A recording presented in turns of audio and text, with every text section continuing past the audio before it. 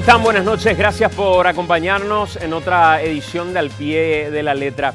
En estos días estuvo en todos los medios de comunicación. Nosotros transmitíamos en vivo desde ese lugar de manera permanente y por supuesto le dábamos seguimiento a través de los diferentes espacios informativos. Inclusive mostrábamos un sobrevuelo en la zona que nos permitía un poco distinguir la dimensión de toda la ocupación en el cuartel de la Victoria.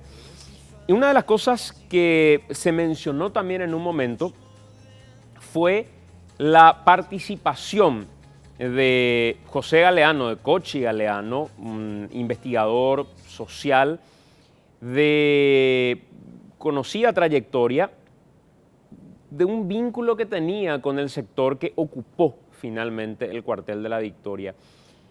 Primero queremos preguntarle eso a José hoy en el programa, pero segundo queremos hablar también de una cuestión de fondo que tiene que ver con tierras mal habidas, que tiene que ver con el debate de la ocupación, que pone en perspectiva lo que sucedió en el cuartel de la Victoria, pero que no pone en perspectiva las plazas y espacios públicos que están hoy siendo ocupadas por seccionales coloradas.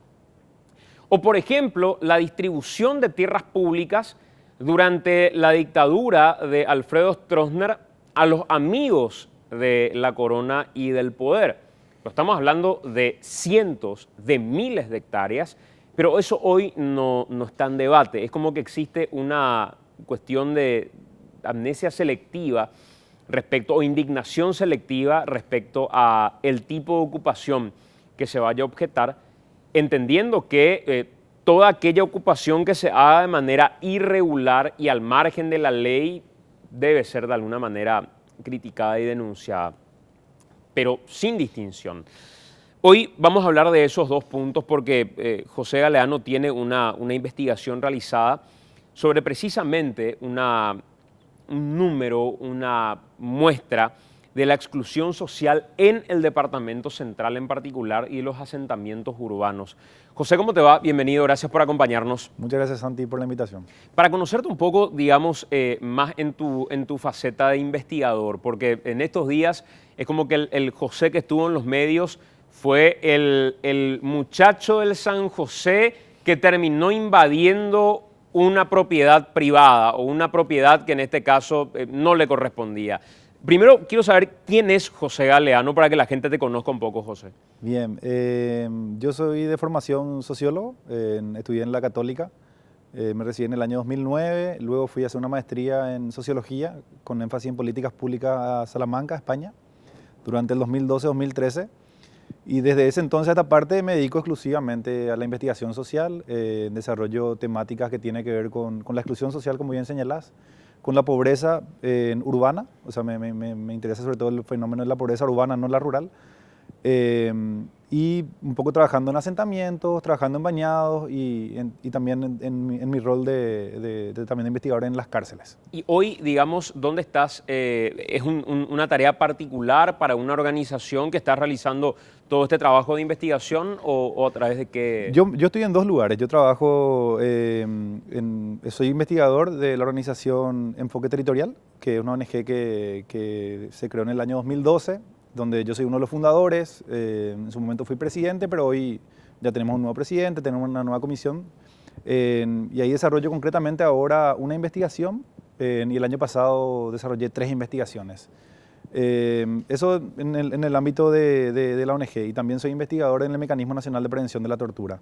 O sea, desde que me levanto hasta que me acuesto, básicamente estoy o frente a una computadora con un cuaderno tomando apuntes para tratar un poco de desentrañar un poco nuestra realidad social. ¿Cómo es que finalmente apareces vinculado? Porque uno mirando redes sociales o mirando de repente comentarios, veía, y tengo que ser honesto, hasta me sorprendía al mirar y no quería hasta conocer tu versión y tu explicación de esto, tomar una postura. ¿Cómo es que finalmente te vinculan con los ocupantes del cuartel de la Victoria? Para mí, lo que yo pude entender, yo me desayuné esta noticia el sábado, yo estaba en Corrientes y me llega en un grupo de WhatsApp, me llegó esto en un grupo y yo, qué raro, o sea, realmente La secuencia de fotos era una foto en la que yo estoy en el Senado, junto al senador Filisola, al diputado Durán y junto a Rodrigo Rojas y a Guido Cabral. La siguiente foto ya era de Rodrigo Rojas con Guido y una de las ocupantes más. Y después ya empezaron a aparecer personas que, no sé, yo no sé si me confundieron con uno que estaba en un Mercedes-Benz, que está un tipo medio barbudo. Pero de ahí en adelante, con esa foto, digamos, de lo que fue la foto en la bicameral, se hizo como una relación lógica. Yo creo que afectó mucho también la cuestión de que haya sido en Semana Santa. Como fue Semana Santa y como realmente, no sé, pienso, ¿verdad? Que no había mucha vida, entonces había mucha vida en las redes, pero a tal punto que en esa misma tarde que yo estaba en corriente, viene una amiga y me dice, che, ¿cierto, Pío, que vos sos ahora del EPP? Y yo, pero un poco, ¿qué es lo que pasa acá, verdad? Y ahí me empecé a tomar con un poquito más de seriedad realmente la cosa y empecé a ver un poco qué es lo que se movía en redes. Y se dijo de que básicamente que yo prácticamente era, no sé, desde el cerebro, de la cabecilla, de la ocupación y un hipócrita, una persona ya, un farsante. O sea, realmente me fue muy fuerte todo lo que se dijo de mí. Digamos hasta el día de hoy que un poquitito la prensa se empezó a poner en contacto conmigo y yo agradezco muchísimo realmente el espacio, porque también es una oportunidad de saber un poco quién soy, qué hago y ojalá que también saquemos algo de pedagógico, ¿verdad? De conocer un poquito más nuestra realidad. ¿Y en qué contexto, José, se dieron estas fotografías? Porque vos decís, el día que te envían la foto, vos no estabas siquiera en Asunción, estabas en Corrientes. Sí. Pero ¿hay alguna foto tuya en el cuartel de la Victoria propiamente? ¿Y dónde son las demás fotografías? No, ninguna de las fotos figura que yo esté en el cuartel de la Victoria. La única foto, y lo que yo entiendo que hubo como una tergiversación o no sé si de mala fe, pero la foto del Senado tampoco no se entendía qué era. Y para mí es importante un poco explicar que esa foto sí se dio el 7 de febrero de este año. Yo justamente como yo trabajo en la temática de asentamientos, es una temática que yo incluso la estoy llevando en el doctorado que estoy haciendo también ahora en España, que es un poco la exclusión social. Como sabía la Coordinadora por la Vivienda Digna que yo tenía un estudio acerca de los asentamientos, ellos me pidieron que yo le procese como una información que tenían un censo, o sea, una ficha censal, y me fue muy sencillo porque me mandaron y les hice, mira, el perfil de ustedes es personas que ganan gastan 600.000 guaraníes en vivienda, el nivel de ingreso familiar es de ni 2 millones de guaraníes, eso significa que ustedes gastan 30-35% en alquiler, o sea, datos que le hicieron conocer a ellos mismos. Entonces lo que me preguntaron era si yo no podría exponer esos datos frente a ellos mismos, que eran una audiencia pública que fue convocada, tengo entendido, por la bancada del Frente Guazú, con el acompañamiento también de la bancada del diputado Durán. Pero vos te convocan no como activista de este sector, sino como un investigador. Claro, o sea, a mí me presentaron ese día como investigador de enfoque territorial, que es por donde me fui. O sea, yo en ningún momento participé de ninguna reunión, no participé en ninguna toma de decisiones. Yo no sabía qué estaba pasando ese sábado cuando yo estaba en Corrientes. Yo no sé hasta ahora qué es lo que está pasando en el cuartel, que sí me enteré por las redes que, digamos, que se levantó la ocupación. Ahora, yo no sé quiénes están, quiénes siguen, qué les va a pasar. O sea, no estoy al tanto de nada de la operativa, digamos, cotidiana. Yo desde que volví, ayer día lunes, me reincorporé a mi trabajo. O sea, llegué el domingo de Corrientes de la tarde, estuve en la casa de mi familia y ayer me incorporé como cualquier día. ¿Y tampoco estuviste en todo este tiempo en el cuartel de la Victoria? En todo este tiempo sí, fui en una ocasión. Como bien te digo, mi interés es un poco la cuestión de los asentamientos. Yo constantemente estoy en otros asentamientos también, estoy en bañados, estoy en las cárceles. Es una temática que me toca demasiado a nivel profesional de investigación, y sí fui en una ocasión, pero estuve no más de una hora y fue una cuestión de ver a grandes rasgos qué es lo que está pasando ahí. Me retiré y nunca más volví. Pero no digamos como uno de los organizadores, o sea, ¿cuál es la diferencia de tu curiosidad como investigador que desarrolla el trabajo dentro de un asentamiento y que finalmente es su área de trabajo, como el periodista deportivo tiene que ir a la cancha necesariamente, o el que cubre rally tiene que ir necesariamente al Trachaco Rally? ¿cuál es, digamos, la manera en la que vos llegás al asentamiento? ¿Cuándo llegas?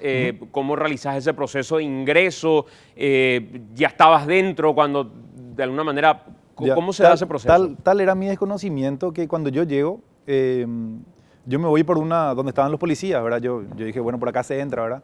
Me voy y me presento y le digo que quiero ingresar y me dicen, no, acá no se puede ingresar. Yo le digo, pero entiendo que la gente entra y sale y con su identificación, le digo.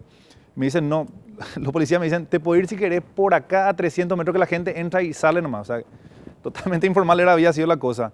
Yo le dije, no, la verdad que me gustaría entrar por acá porque no quiero que después, o sea, no sé, pensé una cuestión de que prefiero entrar por acá, mi cédula, anotaron mis datos y salí, como te digo, a las 40 minutos, una hora, y lo que hice fue, como te digo, entrar, ver un poco las condiciones del asentamiento y más que saludar y salir. ¿Tampoco estuviste, José, en la elaboración con ellos de ningún tipo de proyecto, en el lobby respecto a la aprobación de algún proyecto en particular impulsado por el Frente Guazú? Pregunto esto como para entender nomás el vínculo que pudiste haber tenido y cómo es que se hace, digamos, el enroque de decir es parte de la organización.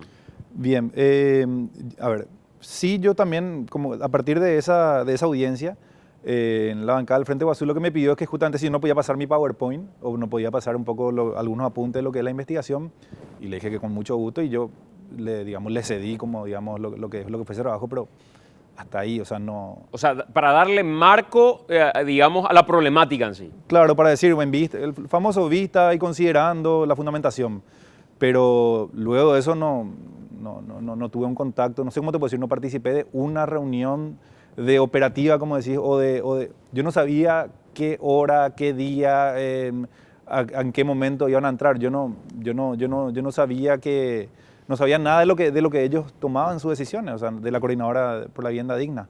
Y tal es así que el momento que me enteré, como te digo, sí me volví un poco le empecé a seguir por redes sociales, pero nada, o sea, no, mi interés no era ni posicionar nada, ni tuiteé, ni facebooké, nada, ni escribí nada, sino que fue una cuestión de seguir de cerca para saber un poco cómo se desarrollaba esta ocupación, y como digo siempre, que es una de las 1000 que hay. O sea, esta ocupación es, no sé cómo, si no, para quien no sepa, en Paraguay esto ocurre, pero cotidianamente, o sea, y esto va a seguir ocurriendo cotidianamente, porque es un problema tan grande que traspasa las 1000 familias que digamos, hicieron una ocupación por estos 10, 12, 13 días, traspasa al cuartel de La Victoria. O sea, realmente la problemática habitacional en el Paraguay es demasiado grande, y es demasiado grande porque el Estado les deja ser grande, porque el Estado, digamos, tampoco no acciona de alguna manera para bajar la intensidad de esa problemática.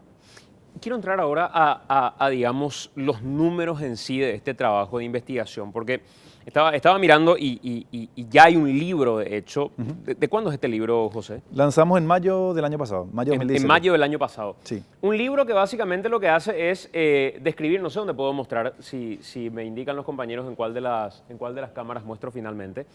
Un libro que lo que hace es básicamente describir la situación y el abordaje de la exclusión social en nuestro país. Sobre todo estamos hablando de las zonas urbanas, de todo lo que es la problemática socioeconómico-política del Paraguay, del abordaje de pobreza, pero en zonas urbanas propiamente. Y decías, veo que incluso esto está llevado, entre otras organizaciones, por Enfoque Territorial, CONACYT, el Programa Paraguayo para el Desarrollo de la Ciencia y la Tecnología. O sea, es un trabajo de investigación, y como ustedes ven en la tapa, José Galeano Monti es quien firma, es el autor de este trabajo de investigación respecto a asentamientos en nuestro país. Básicamente, si tuvieras que describirnos o darnos una introducción a este trabajo, ¿en qué consiste y qué es lo que muestra este trabajo, José? Muestra una realidad totalmente desconocida por las instituciones públicas. Muestra una realidad que no está siendo abordada bajo ninguna política pública. Siempre cuento la anécdota que cuando me fui por primera vez a la Dirección General de Estadística, Encuesta y Censo, a pedirles que me den un poco el universo total de la problemática que yo quería investigar, que eran los asentamientos en el Departamento Central, la respuesta que me dieron es: no sabemos cuántos asentamientos existen en el país. Y le dije, espera, o sea, ¿cómo que no saben? Y no, y ahí tuvimos que operativizar y decir, bueno, asentamientos son terrenos por lo general fiscales, terrenos que digamos que son del Estado, en el cual viven 40, 50 familias que ocupan de manera, digamos, informal un terreno porque no tienen dónde irse. Con esa definición, la Dirección de Estadística y Censo lanza un aproximativo de que son algo así como 400 los asentamientos que hay a nivel nacional. Ese ya fue un primer punto. En otro momento, la ONG Techo también tiene una investigación muy interesante sobre la investigación sobre los asentamientos del Departamento Central, y ellos estiman que son más o menos 400 lo que hay en el Departamento Central. O sea, ya el doble de lo que dice la DGEC, porque la DGEC decía solamente que hay 200 en el Departamento Central. Y después había una publicación también de ABC Color del año 2011, donde decían que eran 500 más o menos los asentamientos. Una cuarta fuente que accedí después de la investigación es la ANDE, donde ellos dicen que hay aproximadamente 1000 a 1100 asentamientos a nivel nacional. O sea, cada uno da un dato distinto. Cada uno, y eso para mí es demasiado problemático. O sea, el hecho que hoy no sepamos cuántos como el cuartel de la Victoria hay, es un problema. No sé si es adrede, yo creo que no es adrede, pero es un problema que el Estado no está abordando. Entonces lo que hicimos a partir de toda esa operativización es, hicimos una encuesta con todos los estudios rigurosos, metodológicos, del muestreo que nos hizo de hecho la Dirección de Estadística y Censo, con el cual agradezco cada vez que puedo el trabajo formidable que nos hicieron. Y con eso implementamos una encuesta durante 2 meses más o menos. O sea, encuestamos a 600 viviendas aproximadamente que da posibilidad de darnos cuenta de quiénes lo que son las familias, cuál es el perfil de las personas que viven en los asentamientos. O sea, realmente yo creo que una información muy valiosa para los tomadores de política pública, para la Secretaría Técnica de Planificación. Hicimos la presentación el año pasado. Para la SAS puede ser muy útil para el Gabinete Social, puede ser muy útil para quien quiera diseñar, puede ser muy útil para la Senaitat, para magnificar también lo que es el problema acá. O sea, estamos hablando de los distritos más cercanos a la capital. Y finalmente, cuando empezás a realizar este trabajo de investigación y recopilar los datos, hoy, ¿cuál es el número de asentamientos que tenemos en el Departamento Central? Yo estimo que está entre los 500 asentamientos aproximadamente, que serían aproximadamente 200.000, 300.000 personas. ¿Y cómo la ANDE, digamos, sobre qué datos basa la ANDE su número de cerca de 1000 que decías? Yo entiendo que lo de la ANDE, ellos de por ahí sean los más fidedignos porque ellos saben muy bien dónde están las conexiones, digamos, que la gente cuelga, o sea, Claro. las conexiones ilegales. Entonces, tienen súper claro, pero hasta con GPS, en dónde están los lugares.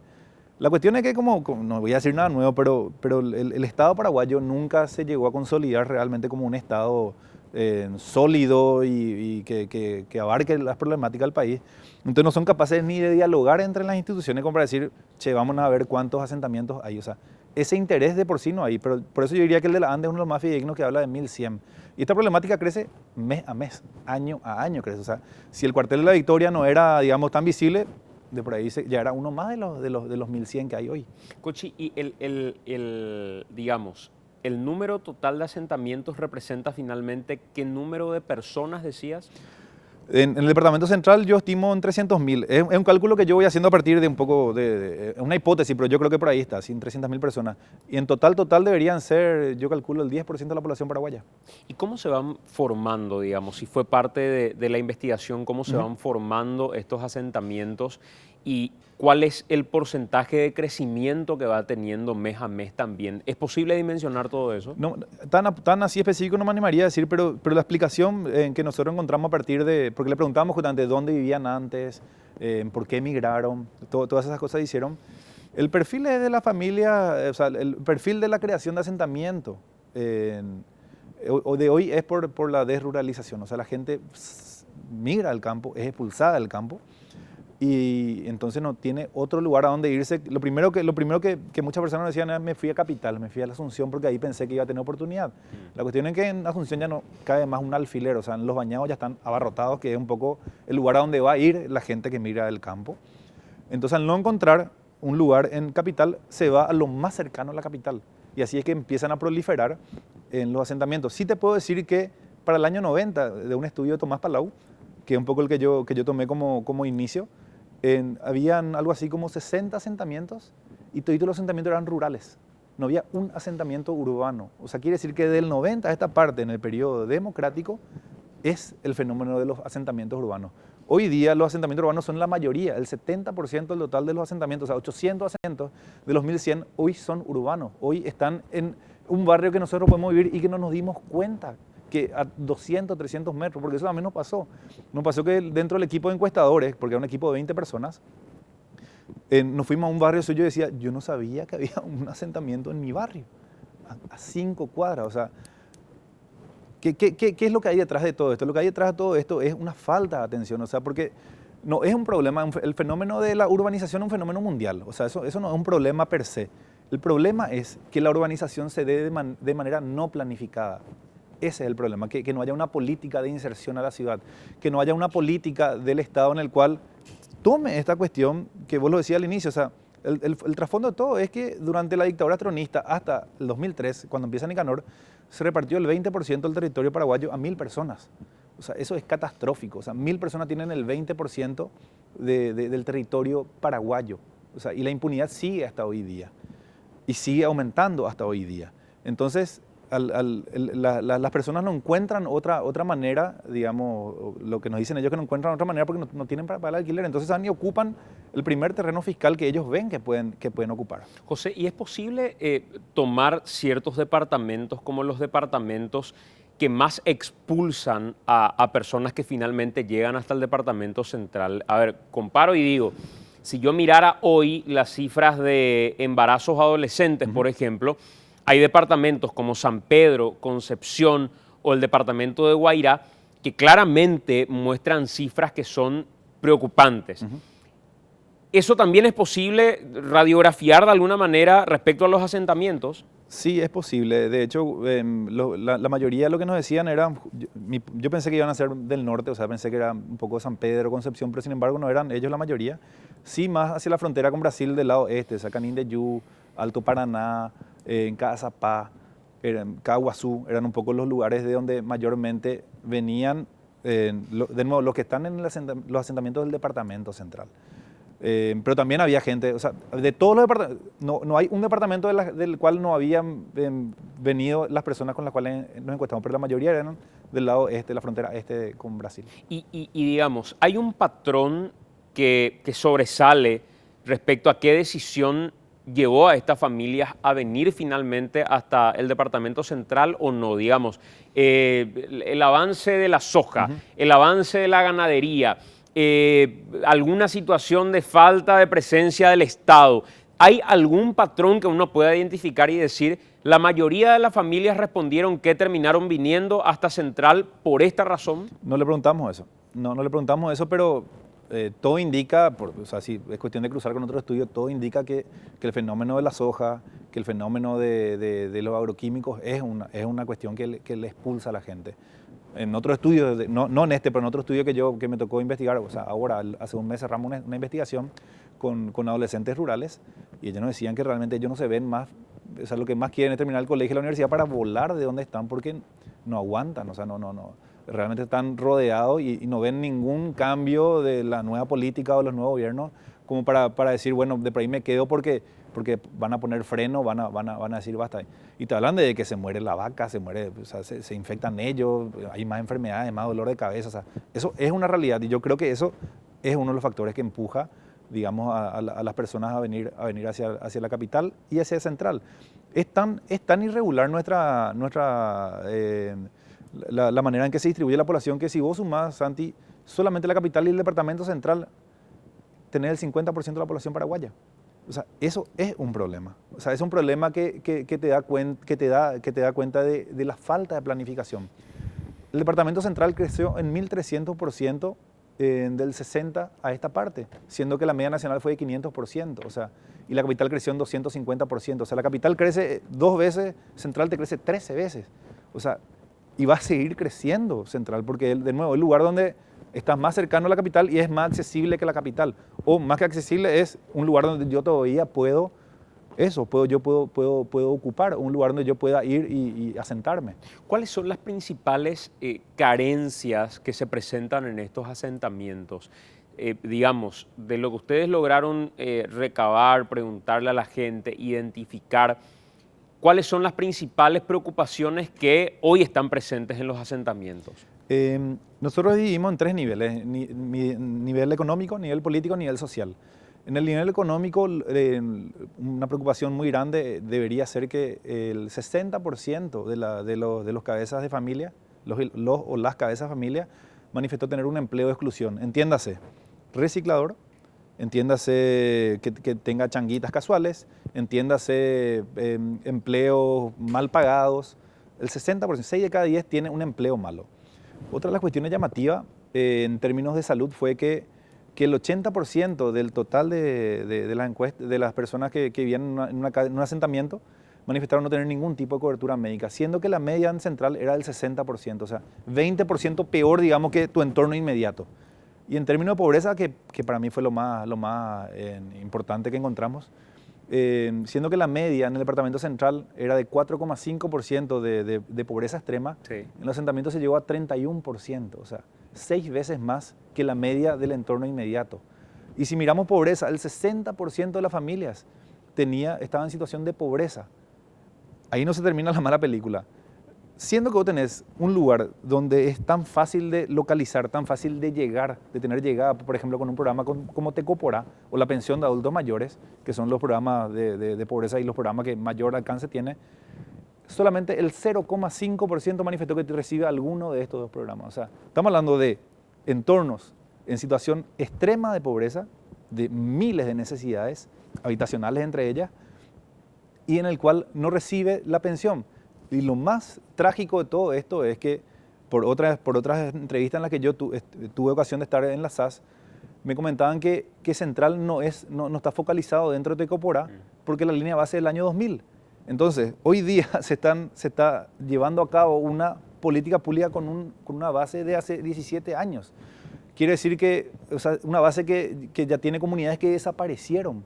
O sea, ese es el nivel del no desarrollo de la política pública, de la desatención a familias como la que hoy ocuparon y que no es la que más me interese o los únicos que existan.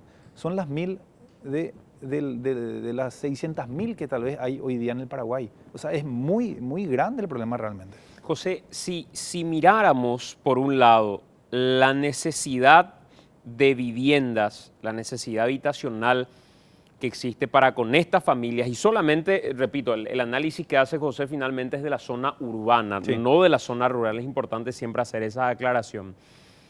¿Con cuántas hectáreas se resuelve esa problemática habitacional? Vamos a hacer un cálculo rápido.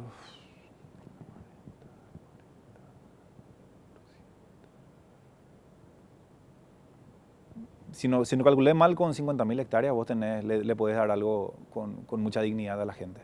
O sea, 50.000 hectáreas resolverían de alguna manera, o resolvería de alguna manera la carencia habitacional mapeada de la zona urbana de nuestro país, del departamento central. No, yo te hablo a nivel nacional. ¿A nivel nacional? Es a nivel nacional, sí. No, en el departamento central será menos que la mitad, serían 20.000 hectáreas. Eso. 20.000 hectáreas. Y en contrapartida, no sé si es producto de la investigación en sí, pero en contrapartida, si habláramos de tierras malavidas, ¿de cuántas hectáreas estamos hablando? Y estamos hablando de tierras malavidas, 8 millones, 7, 8 millones. O sea, desde todo punto de vista, hay forma de solucionar la problemática. Pero te sobran millones, ¿verdad? Si le das 20.000, 30.000, te sigue sobrando las 7.970.000 hectáreas. O sea, es irrisorio lo que se necesita.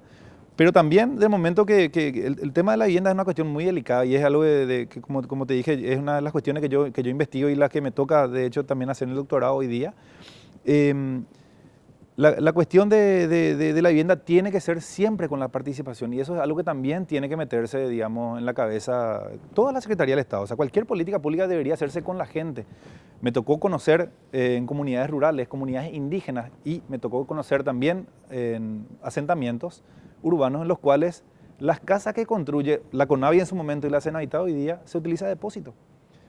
Se utiliza, o sea, sigue teniendo, está la casa que se utiliza como lugar donde guardan las cosas. Me tocó ver un partido de fútbol de algunos mitaí jugando en lo que debería ser la habitación de ellos y continúa con el rancho al lado. porque no se planificó de acuerdo a sus necesidades. Es un reclamo que las veces que me voy al bañado, que las veces que me tocó estar con gente de la Cenavita también en algunos congresos, el reclamo es ese: pregúntenos cómo tiene que ser nuestra vivienda. La solución tampoco no es en construir una cuestión monoblótica y uniforme, porque estamos hablando de que una familia tiene 10 miembros y otro puede tener 3, 4. Entonces, también la política, si se hiciera participativa, sería mucho más económico y mucha más acertada. A ver, ¿qué significa, por ejemplo, que no responda a las necesidades de cada una de las familias? Tenemos el caso paradigmático de lo que son las familias indígenas. Hay familias que viven entre 60 personas, entonces se van y le entregan una casa de Conavi, modelo Conavi, que tiene 2 habitaciones y dicen: ¿qué pío esto es? Dicen los indígenas lo primero que hacen y no utilizan. Lo que ellos dicen es: yo necesito una vivienda que sea grande, que tenga una puerta de esta manera, que tenga una ventana acá, que mi cocina esté en el medio de la casa. Estoy inventando, ¿sí? Pero por ahí va. Y sin embargo, la Cenavita no se acercó para saber realmente cómo tiene que ser la vivienda. La cuestión campesina es totalmente distinta a la indígena. Tiene su manera de distribuir las habitaciones, tiene su manera de dónde debería estar el baño. Y la cuestión urbana es otra vez totalmente distinta.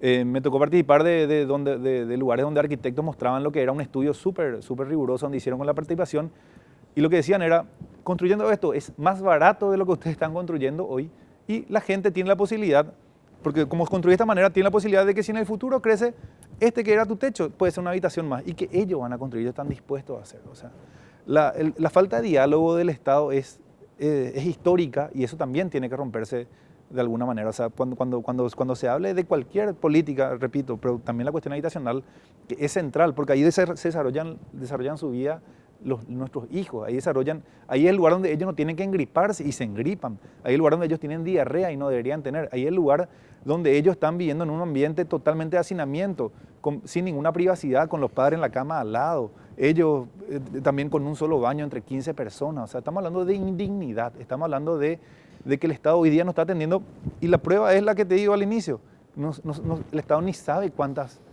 familias hay ni cuántos asentamientos, y eso el Estado tiene que saber. Es bochornoso que no tengamos un censo. En el año 2012 debería haberse hecho y no se hizo por corrupción. Se quedó. Nosotros seguimos con nuestra línea de base del año 2002 y vamos a esperar el año 2022 para saber cómo es lo que estamos. Hoy día no sabemos cómo estamos. De estas 300.000 personas aproximadamente que están en un asentamiento, si hablamos de jóvenes, ¿cuánto representa la población joven? ¿Cuánto representa la población de mujeres, de hombres? ¿Quiénes trabajan y llevan finalmente de alguna manera el dinero a la casa? Decías recién, muchos de ellos están trabajando como recolectores. ¿Cómo describiríamos ya la composición de estas 300.000 personas? La mayoría, casi el 60%, es joven y niño o niña. O sea, 60%. 60%, sí. O sea, la mayoría son niños, niñas y adolescentes y jóvenes. Y compuesto, el prototipo era más o menos papá, mamá, pero mayormente mamá sola, con cuatro hijos, 3, 4 hijos. O sea, sería 5 miembros por familia más o menos era. Si tenemos que sacar un cálculo. Claramente nos encontramos con una familia de 15 personas y con otra de una. Pero ese es como el perfil, digamos. Niños, niñas que sí, que van a un colegio o que no van. O sea, cualquiera de los indicadores que comparábamos con el contraste de la media, estaban peor los asentamientos. Significa que, no sé, si había un analfabetismo de 5%, en los asentamientos era 10%. O sea, lugares inaccesibles donde no entran automóviles, que cuando llueve se inundan todas las casas, que cuando llueve no se puede ni pasar en moto, lugares que están en el medio de basurales. O sea, entornos muy degradados realmente. ¿Y en materia de salud cómo se encuentran, José? Y en materia de salud, el indicador que teníamos era la cuestión de la cobertura, ¿verdad? El 80% no tiene ningún tipo de seguro, y eso era una preocupación que ellos nos manifestaban, porque significa que si te enfermas, tenés que pagar. O sea, que si le agarra una enfermedad muy grave, lo más probable es que van a tener que vender todas sus cosas.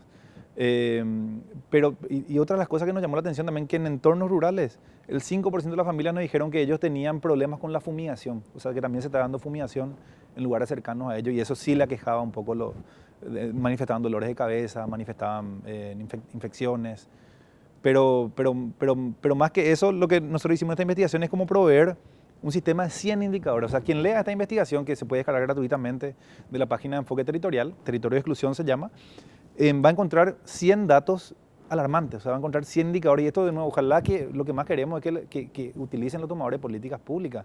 Hicimos todos los intentos digamos, de socializar, y algunos nos abrieron las puertas, otros no, pero la investigación está para eso. O sea, con una tapa linda, que considero que tiene una linda foto, no cumple su objetivo. El objetivo es que se le saque el jugo. ¿Vos crees, a ver, si vos como el investigador que realizó este trabajo, tuvieras que de alguna manera decir, de todo este trabajo, estos son los 3 elementos que se podrían tomar como herramienta para políticas públicas de Mario Abdo Benítez, de Efraín Alegre, o de algún legislador como alguna propuesta legislativa, ¿cuáles serían estos 3 elementos fundamentales, crees, como investigador y como una persona que trabajó en estos números, José? Lo primero que yo te diría, que para mí lo más preocupante, es que siendo que tener el 60% del total de las personas que están en asentamiento en situación de pobreza, le tiene que llegar a una pensión.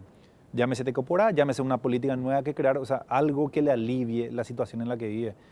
El 20% nos decía que pasa hambre. O sea, la pregunta era, ¿estás pasando hambre ahora o pasaste hambre hace un mes? Y el 20% dice, tengo hambre. O sea, son situaciones demasiado alarmantes. Entonces, pensión, digamos, pensión como no contributiva, o sea, darle alguna pensión como Tecoporá, es lo primero, yo te diría. Lo segundo, que sí requieren mucho de ello, es la formalización. O sea, hay que formalizar estos espacios. Estos espacios existen algunos asentamientos están hace 30 años, pues sin embargo el título sigue siendo de tal o cual. O sea, estamos hablando de terrenos ociosos que nada no le costaría, o sea, legalizar también para que ellos se sientan con mayor pertenencia, porque a partir de esa legalización sí de por ahí van a construir de mejor manera su vivienda. O sea, esa cuestión de la ilegalidad o la no formalidad es muy fuerte porque no les permite proyectarse a mañana, porque puede venir mañana y le quitan, como le quitan cotidianamente. Entonces la cuestión de la formalización. Y lo tercero que yo te diría es que hay que darle dignidad en materia de vivienda. O sea, en materia de vivienda y servicios. Imagínate que el 80% de las personas nos dijeron que no tienen alguno de los 3 bienes necesarios. Cocina, agua o baño. O sea, el 80% no tiene alguna de estas 3 cosas, o las 3 cosas no las tiene. Y eso es indignidad. Eso no nos podemos permitir como sociedad. O sea, ni como periodista, ni como sociólogo, ni los tomadores de política no podemos permitirnos que, de nuevo, yéndonos manejando hoy 30 minutos, nos encontramos con personas que están pasándola realmente demasiado mal. Decías hace rato, había gente que no se daba cuenta que a la vuelta en su propio barrio tenía un asentamiento. ¿Qué barrios, por ejemplo, de Asunción o del Departamento Central te sorprendieron diciendo, pucha, acá hay un asentamiento y no lo estamos viendo y nos cruzamos a diario? Uno de los peores que nos llamó la atención fue en Mariano Roca Alonso, cerquita al puente, que donde ya hay muchas fábricas y todo eso, pero era así como que te metes en un vericueto y hacia la izquierda y encontrás realmente, era así como era muy raro, era como un pozo. Y ahí vivía la gente. Ese fue uno de los más sorprendentes. Después en Luque es el que tiene más asentamientos. Entonces Luque también era muy llamativo de repente, pero literalmente te hablo que te vas 1,5 kilómetros del centro y te encontrás. Detrás de la rural de Mariano Roca Alonso me llamó la atención también. O sea, en todas partes. O sea, no es tan difícil tampoco. 500 asentamientos que calculamos en el Departamento Central. Y Central no es muy grande, entonces realmente 500 es mucho. O sea, vamos a encontrarnos a la vuelta de la esquina. Recién hablabas de servicios o cuestiones básicas que por ahí nos están llegando y que no las vemos.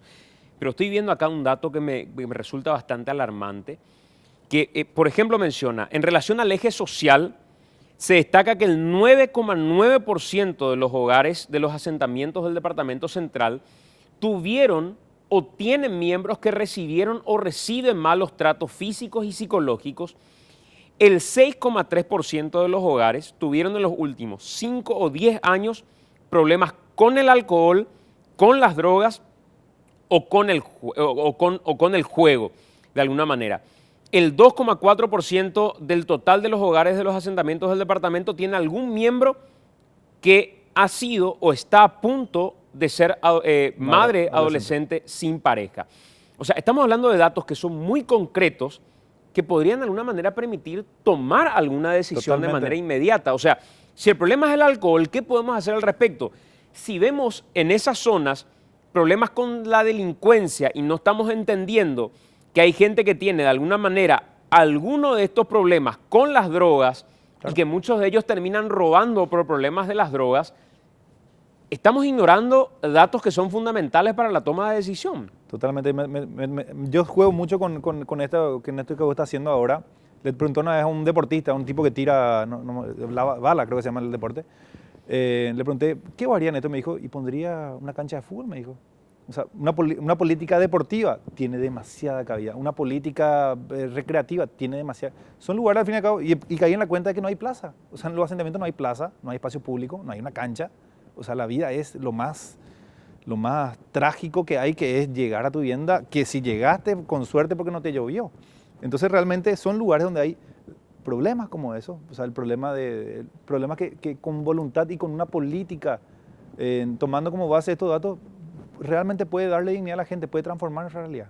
Te agradezco mucho por acompañarnos y creo que hay muchísimo por desglosar y por hablar respecto a números que están en un momento que es fundamental para tomar decisiones en base a esto y que no quede finalmente en un trabajo de investigación que de alguna manera queda estancado en un momento electoral tan importante para nuestro país. Porque creo que, y siempre suelo decir que es de alguna manera responsabilidad de nosotros los medios de prensa también, el encarar una campaña electoral solo desde el conflicto entre los candidatos, el enojo de alguno con relación a otro, qué le responde este a lo que dijo aquel, y en realidad ignoramos qué van a hacer con los embarazos adolescentes, qué van a hacer con las carencias en materia de salud, qué decisión en particular van a tomar con estos problemas de asentamientos, y pasa el tiempo y cuando hay que debatir no lo debatimos. Así que te agradezco por compartir con nosotros. Gracias bastante por el espacio y realmente un placer estar contigo. Doctor Galeano Perrone, un gusto tenerte acá. Gracias por acompañarnos. Muchas gracias, Santiago, por la invitación. Estoy a disposición tuya. Doctor, ¿qué opinión primeramente, de buenas a primeras digo, tenés respecto a esta ocupación que se dio en el cuartel de La Victoria? ¿Cuál es tu lectura, digamos, de ese episodio en particular? Bueno, hay que separar metodológicamente en dos partes, ¿verdad? Yo creo que no se puede negar de que es un lugar importante para nuestra historia, que inclusive fue abandonado, tenía que haber sido mucho más importante. Hace poco se trasladó los restos de Adolfo Rojas Silva y de muchos otros excombatientes, por lo menos 200, 300 excombatientes que están en el interior de la República que tienen que venir ahí.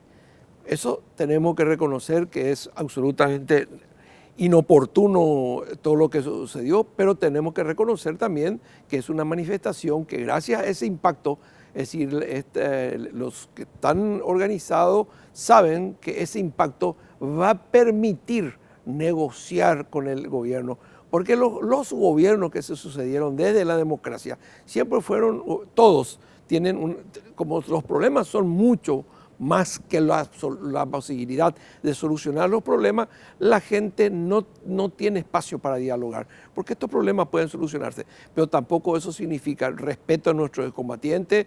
Yo tengo un gran respeto, estudio la historia, quiero muchísimo, especialmente la historia del Chaco, pero no podemos negar que existe un problema social muy grave y ese problema se llama la pobreza, la exclusión y la expulsión, como decía el pariente mío Galeano anteriormente a esta entrevista, no podemos negar, pero separar un poco una u otra cosa.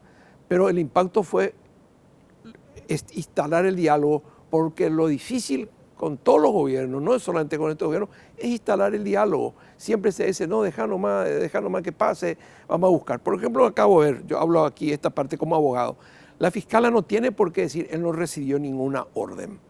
Ella tiene que hacer la acusación, la fiscala tiene que hacer la acusación de lo que Florentín hizo, no el sentido político de exonerar que no recibió ninguna orden. Eso todavía no está acabadamente investigado. Yo no me quiero meter, pero tampoco no es oportuno. El derecho tiene una lógica, tiene unos principios generales y no es correcto exonerar de responsabilidad en una acusación. La acusación tiene que limitarse a la acusación, por decirte más. Entonces no hay. Este es un país que hace rato dejó de dialogar, de hablar, de conversar. El que es amigo hoy es mañana enemigo. Y eso confunde a los 7 millones de paraguayos y no es bueno. Doctor, a ver, entendiendo entonces esa separación que haces, no compartís ni avalás la ocupación propiamente de ese sitio. De ese sitio. De ese sitio sagrado. pero si se hubiera ocupado cualquier otro lugar, este tema no hubiera estado en debate hoy, en este mismo momento. Con la misma magnitud,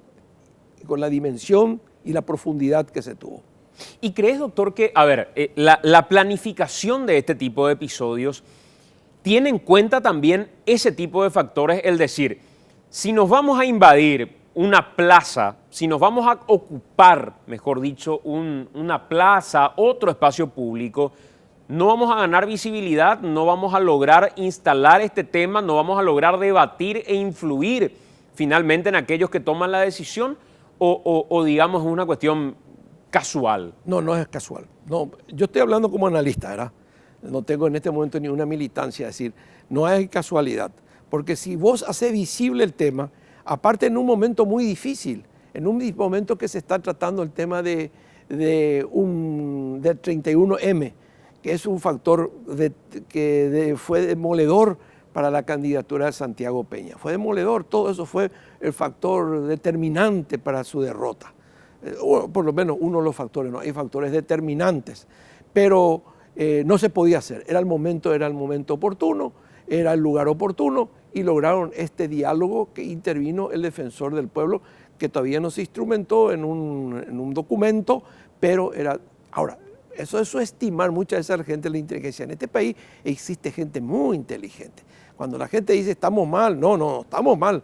La medicina ha evolucionado mucho más los últimos 20 años, la odontología ha evolucionado mucho más los 20 años, en derecho, yo soy egresado hace 50 años como abogado, ha evolucionado mucho más. Yo soy profesor y veo que las generaciones que vienen son mucho más brillantes que nosotros, ¿verdad? Hay un grupo grande de filósofos en el Paraguay, muy importante, de antropólogos, de sociólogos, este mismo muchacho que estuvo, gente que está profundizando, y hay una sociedad emergente que, como dice esa canción, cuando lo viejo no muere y lo nuevo no puede nacer, hay crisis compañero, ¿verdad? Que cantaban muchos grupos musicales en la época del electronismo. Y entonces hay un grupo grande de gente paraguaya y uno dice, pero ¿cómo con tanta gente interesante? La otra vez vi una entrevista de Luis Vareiro en este mismo medio con un muchacho, con un filósofo andino, Cristian Andino, un muchacho de 33, 34 años, brillante.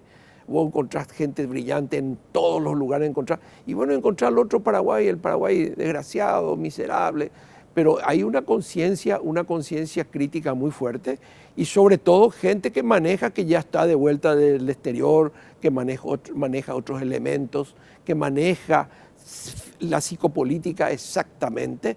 Y entonces la gente me va a preguntar, bueno, ¿y cómo estamos acá? Y bueno, estamos acá porque no es fácil que muera lo viejo. Lo viejo no quiere morir, lo viejo se resiste a morir. Totalmente. Doctor, si vos tuvieras que, digamos, dar una recomendación, algún tipo de sugerencia después del episodio del Cuartel de la Victoria, una lectura, hay una cuestión que me llamaba mucho la atención. ¿Cómo ingresan estos ocupantes hasta ese cuartel? Porque el cuartel tiene una cobertura, finalmente está bajo la cobertura, bajo el cuidado del Ministerio de Defensa, tengo entendido, corregirme si estoy equivocado. No es lo suficiente para el cuartel. Esto, a medida que fueron muriendo los combatientes, eso se redujo a una cosa muy chiquitita y no hubo una visión de futuro para decir, bueno, vamos a hacer, después lo de Rojas Silva, más o menos un despertar, ¿verdad? Pero no tiene la capacidad, solamente una guardia perimetral para cuidar la entrada y salida, un predio muy lindo, que en un momento albergó a mucha gente, y la logística, ellos mismos reconocen que la logística fue muy bien preparada, la movilización, no es fácil movilizar 1.200 familias. Esta es una imagen, doctor, que consideramos es elocuente, un sobrevuelo que realiza nuestro equipo periodístico, que logra mostrar la dimensión. Ahí hay vehículos, ahí hay carpas, estas carpas están distribuidas en diferentes puntos. Esta logística no se mete hasta ese lugar así como así. No. O sea, esto lleva un tiempo, incluso ahora para salir del lugar piden por lo menos un par de días como para poder retirar todo lo que tienen. No, hay que reconocer que hay una logística. Y yo creo, por eso digo, de que el futuro gobierno, sea quien sea el presidente, se va a enfrentar, más o menos estamos en el mismo momento cuando Cuba asume el poder. vamos a suponer que sea cualquiera Cuba, no vamos a por este medio porque estamos hablando del análisis y vos hablás del periodismo. Va a haber muchos conflictos. En primer lugar, que todas las alianzas son coyunturales. La alianza de los dos grupos colorados que se dijeron de todo son absolutamente electorales. Sobre todo el Partido Colorado es un partido con mucha vocación de poder y sabe superar la coyuntura. Cuando ganó Cuba era su voto vale doble. Oviedo preso y su vicepresidente Luis María Argaña. La alianza entre Alegre y el Frente de Guazú también y los otros grupos son absolutamente coyunturales. Cuando se tengan que distribuir bien los ministerios, cuando se tengan que distribuir, van a tener problemas. Y de frente van a tener la cantidad de problemas que no están resueltos.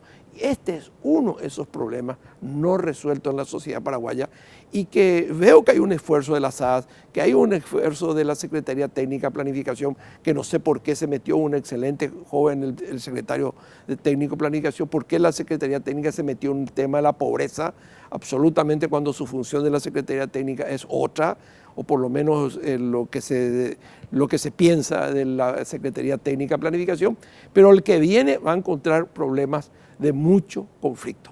Y sobre todo, vamos a decir, la sociedad paraguaya, decíamos con un finado estudioso, Hugo Brites, amigo muy querido, que fue viceministro cuando yo ejercí el Ministerio de Educación en una oportunidad, decíamos, la sociedad paraguaya no va a explosionar. ¿Por qué no tiene capacidad? ¿Por qué no va a explosionar? Porque es una clase media muy pobre. Pobre no solo en sentido económico, que no tiene capacidad de movilización. En cambio, una sociedad como la Argentina tiene una buena clase media, la sociedad chilena tiene una buena clase media y permite la movilización. Pero ¿qué pasa con la sociedad? Implosiona. Asaltos a surtidores, motochorros, robo, eso que la gente, esa psicosis. Vos ves todos los canales de las 7 de la noche, 19 horas, y ves que hay un desorden.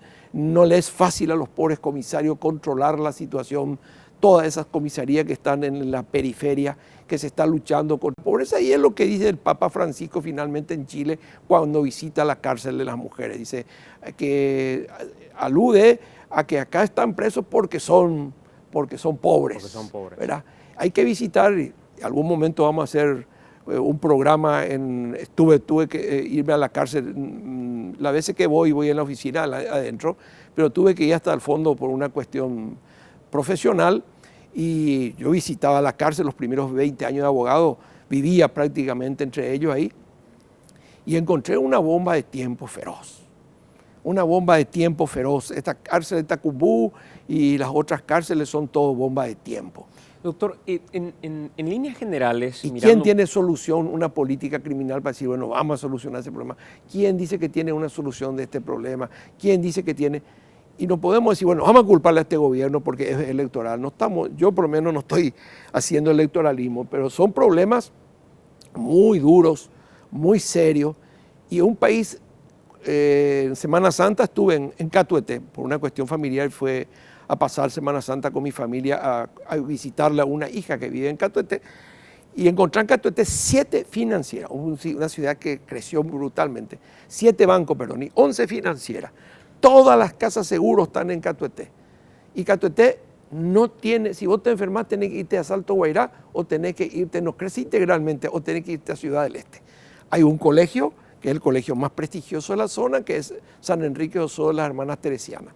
Es decir, el colegio. No hay instituciones educativas, no hay médicos, es decir, el país crece financieramente porque ahí la soja, hay 4 barrios cerrados, bien cuidados, muy bien, está Catuete, muy linda ciudad, etcétera, pero no crece orgánicamente, integralmente, porque la salud no llega a ese lugar, inclusive ni la actividad privada de la salud no llega. Totalmente. Doctor, una de las cuestiones que quería preguntarte, porque se escuchaba en medio del debate y generalmente tenés una visión interesante respecto a los temas militares. El discurso de Mario Abdo Benítez cuando habla del servicio militar obligatorio. Y dice, finalmente es algo que está en la Constitución. Vamos a respetar al objetor de conciencia, pero en contrapartida queremos convertir a los predios militares en centros de educación donde uno vaya, conozca y aprenda profesiones, ciertos tipos de habilidades. Y me quedaba con algo que decía mi gran y querido amigo Enrique Vargas Peña. Decía, espera un poquitito, Mario Abdo, un predio militar no es para enseñar manualidades. Un predio militar no tiene como objetivo el ir a abrir una escuela de lo que fuera. Un predio militar tiene un objetivo y es la defensa nacional. ¿Cómo ves esto que primero lanza como reactivemos el servicio militar y cuando empieza a medir la temperatura de la reacción de la gente dice, no, en realidad lo vamos a abrir, pero para que aprendan oficios? ¿Qué interpretas? Bueno, yo creo que tuvo a lo mejor buena intención, pero el paradigma ha cambiado. Cuando hace 60, 70, 80 años, la gente iba al servicio militar obligatorio porque había familias, siguen habiendo, pero se iba a encontrarle al instructor, al papá, a la primera persona que le enseñaba y cumplía otro rol la Fuerza Armada. Estamos en la posguerra del Chaco, estamos entre la guerra del Chaco y la revolución del 47, ahí se puede hablar de todos los edificios, construcciones, etc. Era otro el paradigma absolutamente. Hoy tenemos mujeres militares, ya están por ser capitán, de verdad, capitán egresadas de la Academia Militar Mariscal Francisco Solano López, y lo que dice Vargas Peña es absolutamente cierto. Hoy el servicio militar obligatorio no es un reformatorio, no es un lugar donde vos tenés que ir para ser hombrecito, se va para prepararse, para tener los elementos de defensa nacional. Y entonces había periodistas que decían hace 10, 12 años, ¿para qué queremos si no vamos a pelear con nadie? ¿Contra quién vamos a pelear? Entonces pregúntenle a Bolivia por qué tiene 60.000 hombres, por qué tiene 200.000 hombres en reserva, por qué tiene 60 aviones de caza bombardero, por qué tiene 200 tanques blindados en posición de empleo inmediato. Bueno, vamos a suponer que no sea la guerra, pero tenemos otros factores, está el narcotráfico, están todas las organizaciones criminales, que hoy en Río de Janeiro se comprueba. La Policía Federal es una policía muy buena, la Policía Militar Brasilera muy buena, muy superior a nuestra organización. Tuvo que intervenir 3 brigadas del ejército, están interviniendo 3 brigadas de primer nivel del ejército brasilero para poder controlar la situación. Ahí se demuestra fehacientemente que esta guerra no convencional o no estudiada en el pasado. Y nosotros, yo sí me animo a decir, porque el riesgo es que la gente dice, bueno, este es un fascista, dice, no, nosotros necesitamos categóricamente de una Fuerza Armada. Nosotros necesitamos de una Fuerza Armada. Eso podemos discutir. ¿Por qué necesitamos? Porque el sistema de la defensa, no puede funcionar la policía sin el sistema. Voy a poner un ejemplo. La cubierta es la Fuerza Armada, la cámara es la policía. En sentido que si vos pones 80.000 policías porque querés resolver el problema de la seguridad interna, vas a terminar teniendo lo mismo una Fuerza Armada. En este momento existen instituciones o parte de la policía que ya actúan como unidades de infantería pura. Por ejemplo, la agrupación especializada, muchas unidades de la policía. Entonces, nosotros necesitamos la Fuerza Armada para controlar el espacio aéreo que no está controlado, que maneja totalmente la mafia. No tenemos controlada la frontera, eso tiene que estar a cargo del ejército, y no controlamos las aguas interiores. Ejemplo, Uruguay tiene controlado 100% sus espacios aéreos, 100% sus aguas y 100% del territorio, siendo un país con la mitad de población que la nuestra, con la mitad de territorio que la nuestra y de población, tiene 27.000 hombres, 10.000 hombres en misiones de paz, que están trabajando en misiones de paz porque son muy calificados los uruguayos y el país más democrático, vamos a decir, de América Latina, y en ningún momento a Pepe Mujica, que fue prisionero, pues estuvo preso 11 años, se le pasó por la cabeza decir, bueno, ahora voy a empezar a masacrar a la Fuerza Armada y voy a destruir la Fuerza Armada. Pero categóricamente decís, no podemos seguir teniendo el concepto de las Fuerzas Armadas como un reformatorio. No, eso ni se habla, ni servicio militar. Y tampoco lo del servicio militar hay una distorsión. Nosotros tenemos presupuesto solamente para 5.000 soldados. Y de acuerdo al crecimiento vegetativo, nosotros tendríamos que, 80.000 jóvenes tendrían que prestar el servicio militar por año. Y solamente se presentan 5.000 máximo para hacer objeción de conciencia. Lo cual significa que quedan al aire 70.000 personas, vamos a poner, que no tienen ni una ni otra situación. Ahora, nosotros sí, considero, hablo con propiedad, tenemos que tener Fuerza Armada. Lo que pasa es que no se vende esto. Entonces, cuando vos estás en campaña electoral, les tenés que decir, bueno, listo, vamos a liquidar la Fuerza Tarea, vamos a hacer tal cosa porque resulta simpático, porque los marketineros te dicen. Como yo no estoy en eso, te digo, nosotros necesitamos una Fuerza Armada bien profesional. No podemos nosotros no tener controladas las aguas interiores. Yo sé que, por ejemplo, los marinos que me están escuchando, tenemos muy buenos profesionales, pero nuestros marinos llegan a capitán de fragata, que es el equivalente a teniente coronel, a capitán de navío, y se retiran de la marina para ir a la marina mercante, porque la marina mercante, paradójicamente, creció muchísimo y nuestra armada no creció en la misma proporción que tenemos que controlar las aguas interiores, que son el río Paraguay principalmente y el río Paraná. Y en el caso del espacio aéreo, tendríamos que tener en Concepción y en varios puntos controlado totalmente el espacio. Y la pregunta va a ser la siguiente: ¿y de dónde vamos a quitar plata si somos tan pobres? No éramos más pobres en el año 1922-23, cuando empezamos a comprar el cañonero, compramos los armamentos para ir a la guerra al Chaco.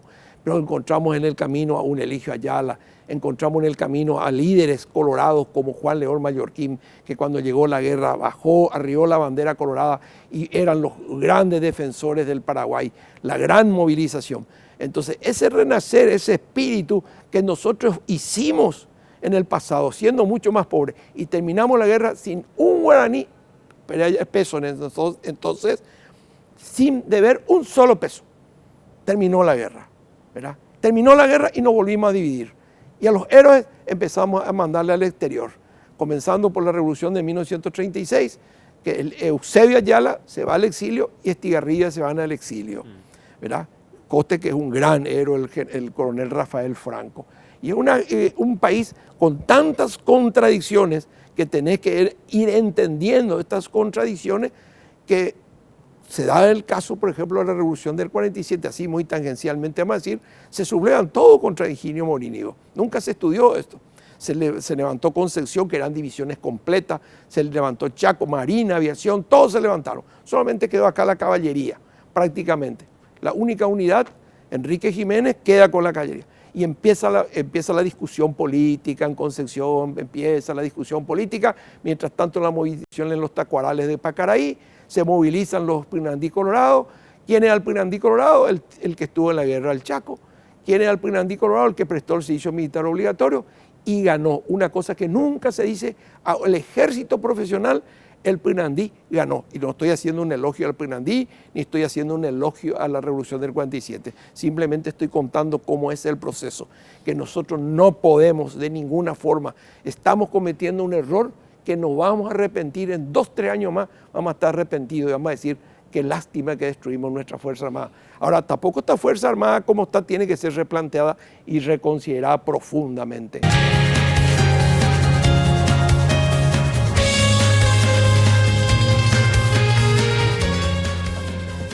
Estamos de vuelta, 22:19 en Al Pie de la Letra a través de Noticias Paraguay. Uno de los temas que, por ejemplo, se debatía a partir de esto que hace Efraín Alegre, de decir: estos son mis primeros 5 decretos si yo me convierto en presidente de la República, es la Fuerza de Tarea Conjunta. Él habla de eliminar la Fuerza de Tarea Conjunta. En contrapartida, dice Mario Abdo Benítez, fortalecer la Fuerza de Tarea Conjunta. Hace poco leía, y me disculpan que mezcle esto, porque creo que viene al caso, leía a Patricia Bullrich, la ministra de Seguridad Argentina, hablaba de un procedimiento que realizaron en la frontera incautando un cargamento de cigarrillos que iba, pero donde también llevaban cocaína. Y decía: al contrabando y a la delincuencia combatimos con tecnología. Y visores nocturnos nos permitieron identificar a estas personas finalmente. Cuando dice Mario Abdo Benítez, no hay que eliminar, hay que fortalecer. Y en contrapartida dice Efraín Alegre, hay que eliminar la Fuerza de Tarea Conjunta, pero crear otra unidad especial que actúe de una manera diferente. ¿Cuál es tu opinión sobre lo que hay que hacer? Bueno, yo voy a repetir lo que siempre digo, que no hay que desmilitarizar la zona, sino que replegar las tropas que están. Es decir, en Concepción está el regimiento 10 Sauce, que el actual comandante de la Fuerza de Tarea Conjunta fue comandante de ese regimiento, llevar parte ahí, parte a el mismo casco de la 4ª División, otra parte llevar también a las unidades a la base aérea de Concepción, que es la base aérea más importante después de Ñuguazú, llevar parte de la Marina que vaya al batallón de infantería que está en Rosario y en Curuguatí, en el primer cuerpo. Replegar absolutamente, primero. Segundo, meter fuerzas absolutamente de inteligencia. Y tercero, tener una visión política. No es la Fuerza de Tarea Conjunta la que fracasó. Y esto es duro decir, lo que fracasó es la visión política de cómo se soluciona el problema. Nunca hubo una visión política. Nadie tuvo visión política, es decir, este no es un problema militar. Y lo suele decir el propio Vargas Peña recordando a un ministro francés de la Primera Guerra Mundial. Es un problema tan difícil, recuerda él, ¿verdad?, para darle esa misión a los militares. Los militares no están para eso. Ellos tienen que cumplir las misiones, tienen que cumplir las órdenes, tienen otra forma de pensar y forma. Si los militares no piensan así, no van a ser militar. Entonces ahí falta una visión política y nosotros hablamos de un comisionado nacional. ¿Y quiénes son? No sé, un grupo de gente, ¿verdad? Un comisionado nacional para la paz de Concepción. Porque lo que está ocurriendo en Concepción y San Pedro es mucho más grave de las consecuencias que están. Y voy a poner un solo ejemplo, puedo poner 20, porque hay unos estudios muy importantes que se hicieron. Los chicos, el juego de los chicos, de los niños en la escuela y en todos los barrios, es jugar a la Fuerza de Tarea Conjunta y al EPP. Ya es el juego. Están jugando a eso y cuando un helicóptero está volando, o un avión está volando, o ven que pasan tanques, los chicos salen corriendo y entran bajo la cama. Es decir, hay una psicosis. Sin que se den cuenta, estamos preparando las condiciones. Mucho más grave la solución, el remedio que la enfermedad. Entonces hay que ir con una visión patriótica, con gente que no vaya para hacer proselitismo, que no vaya para hacer otra cosa, sino buscar la solución clara de Concepción. Concepción y San Pedro es una bomba de tiempo para este país. Y esa solución, digamos, ¿no crees que sea convertir, como hoy creo que es, a Concepción San Pedro en un estado de excepción permanente? No. Vivieron toda la vida en estado de excepción. Recordando lo que dije anteriormente, la revolución del 47 comenzó en Concepción. Y las primeras batallas que se libraron fue en Tacuatí, la batalla en Tacuatí en San Pedro. La revolución del 47 se desarrolló fundamentalmente, ya en la segunda fase se viene ya hacia la capital, cuando se viene a la capital. Pero en San Pedro y en Concepción se libra las batallas más duras de la revolución del 47. Es decir, está todo ese antecedente. De ninguna manera hay que buscar la pacificación de Concepción porque los niños que tienen 7, 8, 10, 14, 15 años están viviendo y de los estudios que salen de ese lugar cuentan cosas muy graves de lo que el niño está cargando en su registro, en el subconsciente. Y esos sí, son futuros guerrilleros, porque la gente no entiende. Siempre nosotros decimos, bueno, son delincuentes. Bueno, está bien, son delincuentes. Pero más allá de los delincuentes, ellos tienen la estrategia, aunque no lo sea, porque hay algún amigo marxista mío que dicen, no son marxistas. Bueno, juegan con la estrategia del tiempo. El tiempo va a ganar tiempo. Este es un modelo de Estado, hablando de Estado como administración central de gobierno, que no tiene capacidad para solucionar los problemas de la pobreza, el problema de la vivienda, el problema de no tiene capacidad, no existe esa capacidad. Entonces están jugando con el tiempo, mientras Concepción y San Pedro se convierte en una situación, cada día tiene una situación más grave y difícil. Y me parece que no es justo que una Fuerza Armada tan gloriosa, que con la guerra del Chaco y la guerra del 70, ir a tener ese papel donde el militar tiene que presentarse como un enemigo del pueblo. Este militar, y hay un tema, un día vamos a dar más tiempo para hablar de esto, tiene que volver a dialogar con el pueblo. ¿Y por qué no hay ese diálogo? Porque se interrumpió el servicio militar obligatorio. La gente no se va mal al cuartel, nadie sabe quién es teniente, 1 estrella, 2 estrellas, teniente primero, 3 estrellas, capitán, no sabe más Biocoa. antes no, mi teniente primero. Y está todo el proceso, que no es el momento, porque el tiempo no nos permite, la guerrilla, que no es para elogiar la guerrilla que ocurrió en el 60, 61, cómo tuvo que entrar 1.200 guerrilleros en 3 columnas, etcétera, etcétera, para recordar cómo el factor fundamental del triunfo, aparte de la crueldad que se puede decir, fue que el pueblo tenía una comunicación directa con su Fuerza Armada. Hoy la Fuerza Armada no tiene comunicación con su pueblo. Doctor, y esta idea... Y lo digo con mucho dolor, porque yo soy hijo de militar, nací en un cuartel, nací en Mariscal Estigarribia, quiero entrañablemente a la Fuerza Armada y digo con mucho dolor de que la Fuerza Armada perdió el contacto con el pueblo. Doctor, y por último, por una cuestión de tiempo, ¿qué opinión te merece esta propuesta que dio en algún momento un ministro de corte, el ministro Bajak, diciendo hay que dialogar con el EPP, hay que abrir el diálogo? Bajak tenía razón, fue mal interpretado. Fue mal interpretado por muchos sectores, ¿verdad? Que no entienden, se le interpretó mal. Lo que faltó decir es la forma como se tiene que hacer. No es cuestión de perdonar, bueno, listo, vamos a sacarle todo en libertad, sino que hay mecanismos. Y para no irnos muy lejos, están los mecanismos y el diseño que se hizo con la FARC y con el gobierno de Colombia, con Santos, con la oposición terrible de Uribe, etcétera, etcétera, que todavía no terminó eso. Porque hay sectores todavía de la FARC que no se entregaron. O sea, ¿vos sí crees que hoy es momento para dialogar con el EPP? Empezar a construir el diálogo, pero no el diálogo no significa perdón y olvido, sino crear los instrumentos jurídicos viables para poder tener la paz en Concepción y en San Pedro. Es impensable tener mañana, por ejemplo, estaba mirando el tiempo de condena que le queda a una Carmen Villalba. Pensar en una Carmen Villalba que pueda salir del penal y tener una carrera política, por ejemplo. Sí, ¿por qué no? Y te voy a decir lo que está pasando en Colombia. Muchos de ellos, lo que están saliendo, los líderes, se están enfermando. Porque después de tantos años de tensión, se están enfermando.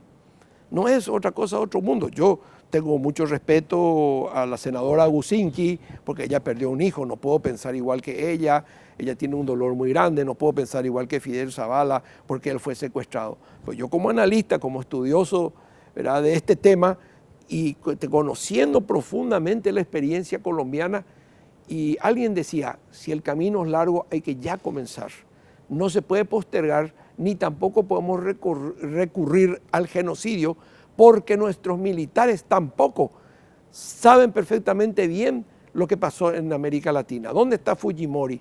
¿Dónde está Videla? ¿Dónde están todos los que combatieron tenazmente, vamos a decir, la guerrilla?